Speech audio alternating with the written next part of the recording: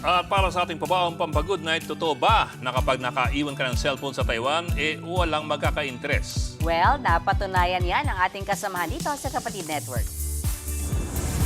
Nakaiwan ng phone kung kanino man niya. A few moments later. So nakadaan na tayo mga 15 minutes ago. Andito pa rin siya. At walang pupulot ng cellphone. Yan ang kakibang encounter ni News 5 correspondent Marian Enriquez. May nakita siyang naiwang cellphone sa Taipei. Ilang minuto na ang nakalipas pero hindi ito kinukuha ng sinumang dumaan. May pagkakataon pa ang itinabi ito ng mga matatandang nakakita. Say tuloy ng netizens, kung sa Pilipinas yan, wala na yan. Mga kapatid, Johnny Alipon po, maging updated sa latest entertainment at lifestyle. Huwag magpahuli, mag-follow at mag-subscribe na sa social media pages ng News 5.